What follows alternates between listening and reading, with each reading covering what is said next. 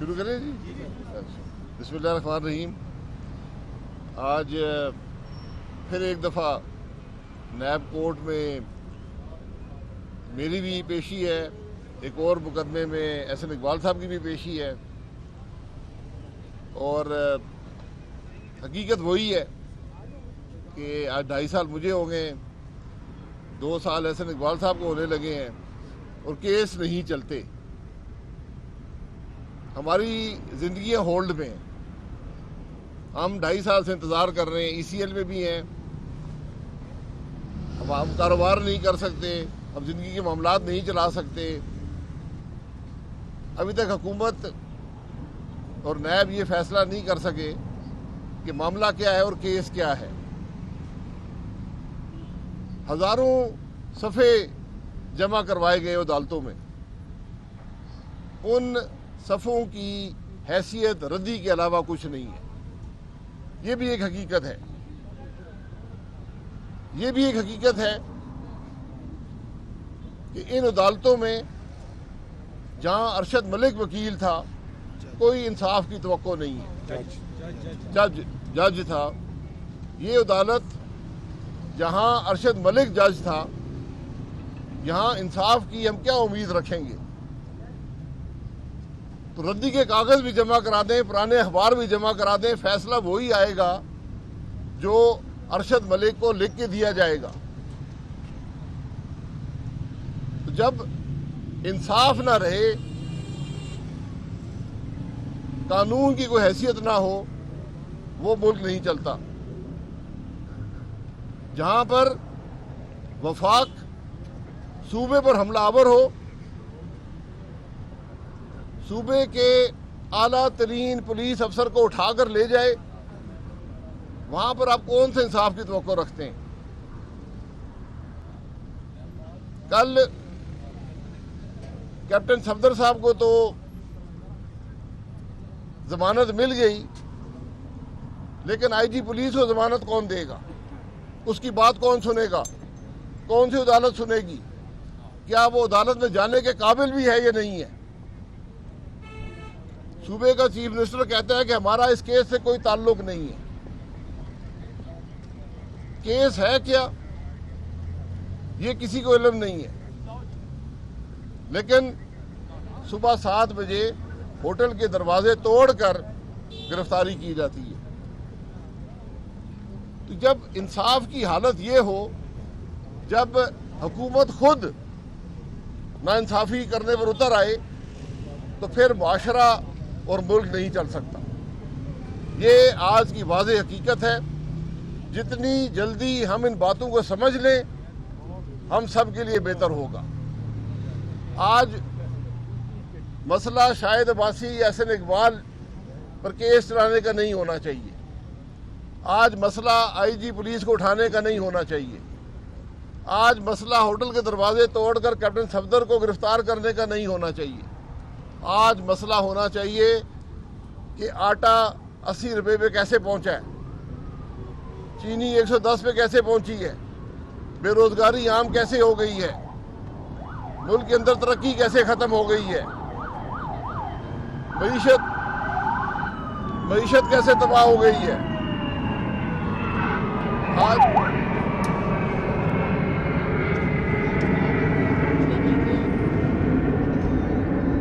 آج یہ ملک کے مسائل ہیں. پولیس کی گاڑی آتی ہے, سارے مڑ کر دیکھتے ہیں. تو جب یہ ملک کے معاملات ہوں گے تو پھر کیسے چلے گا معاملہ؟ یہ حقائق ہے آج کے. ایسا صاحب کوئی گل کر. بسم اللہ الرحمن الرحیم. جیسے ابھی شاہد صاحب نے آپ کو بتایا کہ ہم 2-2.5 سال سے نیب کے مقدمات کا سامنا کر رہے ہیں, لیکن اس کے اندر کوئی رتی برابر بھی فیکٹ ایسا نہیں ہے کہ جو ہمیں امپلیکیٹ کرے. یہ مقدمے عمران احمد نیازی کے ایجنڈا کو پورا کرنے کے لیے, انتقام کے اوپر مسلم لیگ نون کو بدنام کرنے کے لیے بنائے گئے ہیں.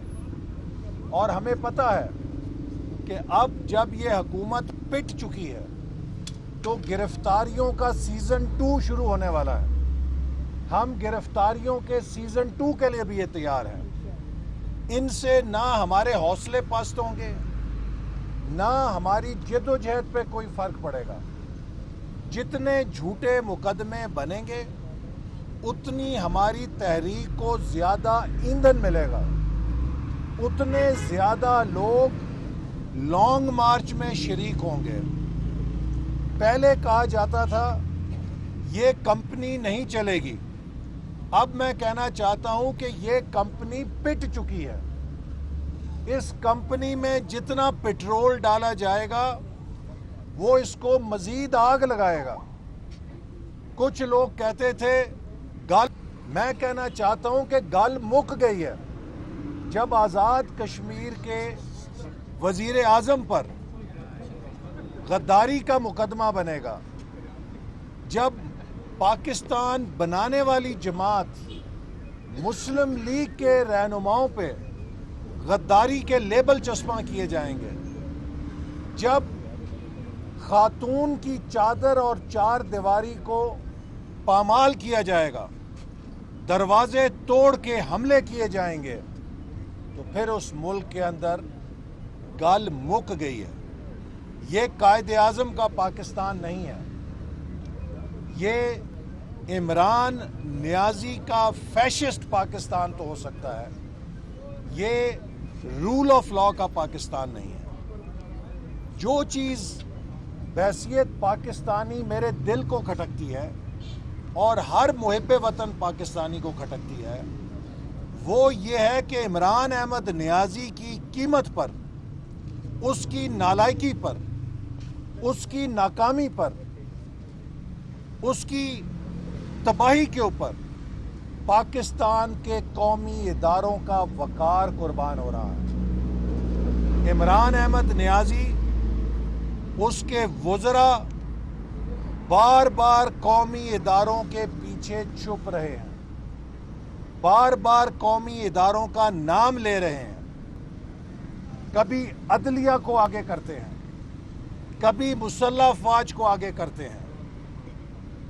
میں سمجھتا ہوں کہ یہ ایک بہت گھناؤنا کھیل ہے جو یہ حکومت اپنی نالائکی اور ناکامی پر پردہ ڈالنے کے لیے کھیل رہی ہے.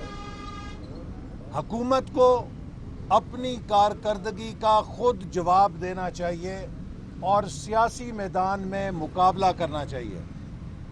یہ انتقامی کارروائیاں کر کے، اداروں کا نام لے کر اس کے پیچھے چھپنا چاہتے ہیں، لیکن اب یہ چھپ نہیں سکیں گے. پاکستان دن بدن اپنی قومی سلامتی کھو رہا ہے. ہماری نیشنل پاور کمزور ہو رہی ہے چونکہ ہماری معیشت تباہ کر دی گئی ہے، ہماری سیاست انتشار میں ڈال دی گئی ہے. جب کسی ملک کی معیشت اور سیاست کو انتشار میں ڈال دیا جائے تو اس ملک کی افواج، اس ملک کی فوج، اس ملک کے ٹینک، اس ملک کے میزائل اس کا دفاع نہیں کر سکتے. یہ وہ بنیادی حقیقت ہے جو ہمیں سمجھنی چاہیے.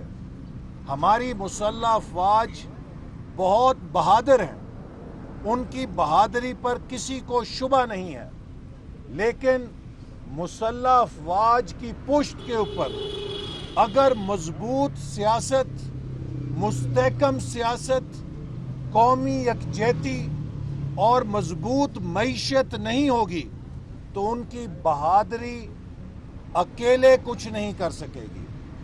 یہی وجہ ہے کہ ہم نے دیکھا ہے کہ وہ کشمیر جس پہ بھارت کو کبھی میلی نگاہ ڈالنے کی جرت نہیں ہوتی تھی، کتنی آسانی کے ساتھ عمران احمد نیازی کے نئے پاکستان میں بھارت کشمیر کو ہڑپ کر گیا ہے. ہماری کیا رسپانس ہے؟ میں عمران احمد نیازی اور اس کی پورے حکمران ڈھانچے سے یہ سوال کرنا چاہتا ہوں کہ آپ کو مسلم لیگ نون کے خلاف مقدمے بنانے سے فرصت نہیں ہے. مجھے بتائیں کہ میں کشمیر کی FIR کس پہ کاٹوں؟ میں کشمیر کا مقدمہ کس عدالت میں لے کر جاؤں؟ میں کشمیر کے اس نوجوان کا مقدمہ جو سینے پہ پاکستان کا جھنڈا لگا کے بھارت کی گولیاں کھاتا تھا اور پاکستان زندہ باد کہتا تھا، میں اس کی پکار کس فورم پر اٹھاؤں؟ 1.25 سال سے زیادہ ہو گیا ہے، ابھی تک ہماری حکومت کوئی ٹھوس بھارت پہ دباؤ ڈالنے میں ناکام رہی ہے۔ میں سوال کرنا چاہتا ہوں کہ کیوں پاکستان کو اتنا کمزور کر دیا گیا ہے کہ بھارت نے کشمیر کو نوالہ تر سمجھ کے کھا لیا ہے؟ اگر صرف ایک اس سوال کے اوپر کوئی سوچے تو اسے دنیا کی کوئی اور سوچ نہیں آنی چاہیے، لیکن یہاں پر فرصت نہیں ہے۔ تمام اداروں کو جھونک دیا گیا ہے کہ آپ کشمیر بھول جائیں، آپ ہر چیز بھول جائیں، آپ مسلم لیگ نون کے خلاف کارروائیاں کریں۔ ایک دن میں ہمارے سیکیورٹی کے 20 جوان شہید ہو جاتے ہیں، 6 وزیرستان میں اور 14 مکران کوسٹ پہ۔ ہم انہیں سلام پیش کرتے ہیں، ان بہادروں کو جنہوں نے پاکستان کے لیے اپنی جانیں قربان دی۔ لیکن میں یہ سوال بھی پوچھنے کا حق رکھتا ہوں کہ کیا وجہ ہے کہ یہ دہشت گردی جس کو ختم کر دیا گیا تھا، جس کا کلا کما کر دیا گیا تھا، یہ دہشت گردی دوبارہ زور کیوں پکڑ رہی ہے؟ تو میرے بھائیوں، میرے بہنوں، اس کا جواب یہ ہے کہ وہ ادارے جن کا کام دہشت گردی کو شکست دینا تھا، انہیں سیاسی ایجنڈوں میں جھونک دیا گیا ہے۔ انٹیلیجنس بیورو 100% دہشت گردوں کی سرکوبی کرتا تھا۔ ہمارے سیکیورٹی اداروں کو یہ ٹاسک دیا گیا تھا کہ آپ نے کسی کی سیاسی جاسوسی نہیں کرنی، آپ نے سیاسی جوڑ توڑ نہیں کرنا، آپ کے ذمے صرف ایک کام ہے کہ آپ نے اس دھرتی سے دہشت گردوں کو چن چن کے کلا کما کرنا ہے۔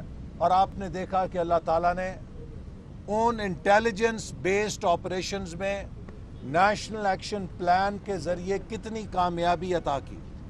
آج نیشنل ایکشن پلان کو ایک طرف رکھ کے نیشنل وکٹمائزیشن پلان بنا دیا گیا ہے۔ قومی انتقامی پروگرام کے اوپر تمام ادارے لگ گئے ہیں، جس کا نتیجہ یہ ہے کہ دہشت گردی دوبارہ سر اٹھا رہی ہے۔ ہمارے سیکیورٹی فورسز کے جوان اور افسر دوبارہ شہادتیں دے رہے ہیں۔ یہ وہ خطرات ہیں جن کا ہمیں مقابلہ کرنا ہے۔ پاکستان ساؤتھ ایشیا میں سب سے پیچھے چلا گیا ہے۔ 22 کروڑ کی آبادی میں 2/3 نوجوان ہیں۔